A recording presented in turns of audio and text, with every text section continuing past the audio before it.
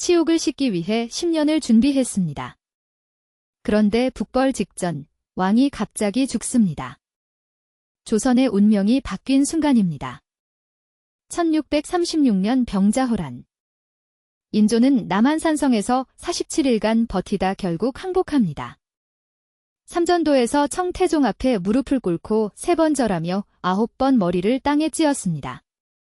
조선의 왕이 오랑캐라 부르던 나라에 이마가 깨지도록 절한 겁니다. 이 치욕을 온 백성이 지켜봤습니다. 그리고 이날 소현세자와 복림대군은 청나라로 끌려갑니다. 볼모였습니다. 복림대군은 8년간 심양에서 치욕의 세월을 보내야 했습니다. 이 경험이 훗날 효종의 북벌론을 만들어냅니다. 1645년 먼저 귀국한 소현세자가 의문의 죽음을 맞습니다. 귀국 70일 만이었습니다. 인조는 원손 대신 복림대군을 세자로 책봉했고 1649년 인조가 죽자 복림대군이 왕위에 오릅니다. 효종입니다. 효종의 마음속에는 2가지 불씨가 있었습니다. 하나는 삼전도에서 아버지가 당한 치욕, 또 하나는 8년간 볼모로 살며 겪은 수모. 효종은 즉위 직후 선언합니다. 반드시 오랑캐를 정벌하여 선왕의 치욕을 씻겠다고. 효종의 북벌론은 단순한 복수가 아니었습니다. 조선은 200년간 명나라를 섬겨왔습니다. 임진왜란 때 명이 조선을 도운 것을 제조지은 다시 나라를 세워준 은혜라 불렀죠. 그런데 1644년 명나라가 멸망합니다. 조선 입장에서 청나라는 은인의 원수였습니다. 효종은 외쳤습니다. 오랑캐에게 무릎 꿇은 치욕, 명나라의 원수. 이 2가지를 갚지 않으면 조선은 존재의 이유가 없다고.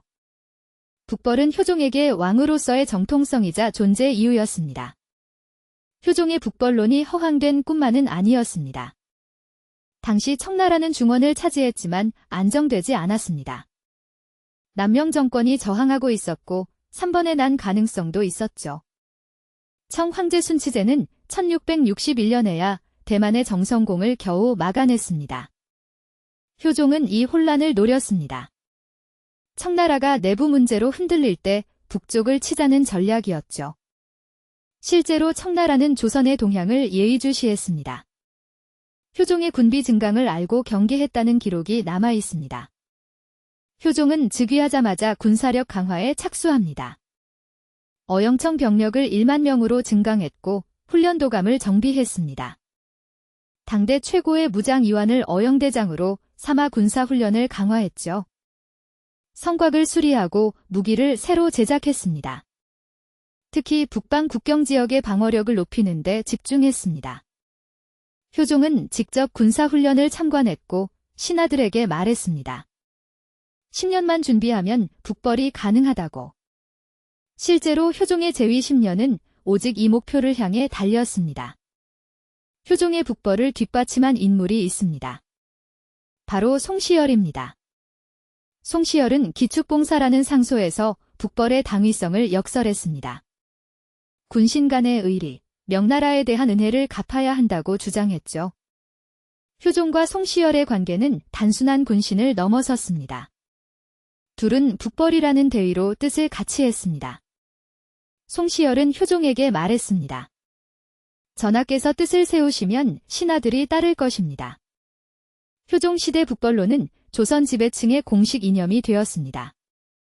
효종은 북벌 준비만 한 게 아닙니다. 실전 경험도 쌓았습니다. 1654년과 1658년 2차례 나선정벌이 있었습니다. 러시아 군대가 청나라 북방을 침범하자 청이 조선에 원병을 요청한 겁니다. 효종은 조총부대를 파견했고 조선군은 혁혁한 전과를 올렸습니다. 표면적으로는 청의 요청에 응한 것이지만 효종의 속내는 달랐습니다. 실전을 통해 군대를 단련시키고 청나라의 군사력을 직접 파악하려 한 겁니다. 북벌을 위한 정보 수집이었던 거죠. 그렇다면 북벌은 정말 가능했을까요? 현실적으로 쉽지 않았습니다. 청나라는 만주, 몽골, 중원을 아우르는 대제국이었고 조선의 국력과는 비교가 안 됐습니다. 효종도 이를 알았을 겁니다. 하지만 효종에게 북벌은 단순한 군사 작전이 아니었습니다. 나라의 정신을 바로 세우는 일이었죠. 군대를 강하게 하고 백성의 사기를 높이고 조선이 오랑캐에 굴복하지 않는다는 의지를 보여주는 것. 효종의 북벌은 실현 가능성보다 방향성이 중요했던 겁니다. 1659년 5월 4일, 효종이 갑자기 쓰러집니다. 머리에 난 종기를 치료하다 침이 혈관을 건드렸고 피가 멈추지 않았습니다. 의관들이 손을 썼지만 소용없었습니다. 효종은 그렇게 41세의 나이로 세상을 떠납니다. 재위 10년, 북벌 준비가 막 무르익던 시점이었습니다. 효종의 마지막 유언은 기록되지 않았습니다.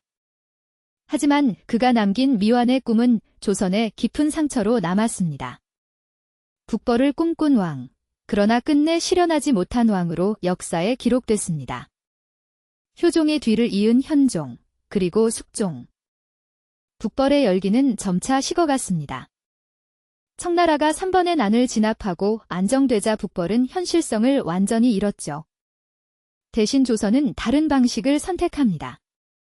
숙종은 대보단을 설치해 명나라 황제를 제사 지냈습니다. 청나라를 섬기면서도 마음으로는 명나라를 기리겠다는 거였죠. 북벌은 사라지고 의리만 남았습니다. 실질적 행동 대신 상징적 의례가 그 자리를 대신한 겁니다. 북벌이 사라진 자리에 무엇이 들어왔을까요?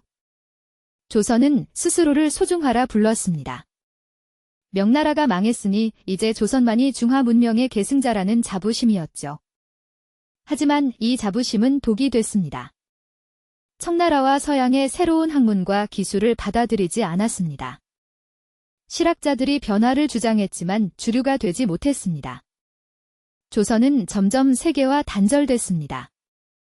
청나라조차 서양 문물을 받아들이던 시대에 조선은 문을 걸어 잠근 겁니다. 효종이 죽은 17세기 중반, 세계는 격변하고 있었습니다. 유럽에서는 과학혁명이 일어났고 일본은 네덜란드를 통해 서양 학문을 받아들이고 있었습니다. 청나라도 예수회 선교사들을 통해 서양 과학을 도입했죠. 하지만 조선은 달랐습니다. 서양 문물을 사학으로 배척했고 천주교를 탄압했습니다. 소현세자가 가져온 서양 서적은 효종 때도 빛을 보지 못했고 이후로도 200년간 잠들어 있었습니다.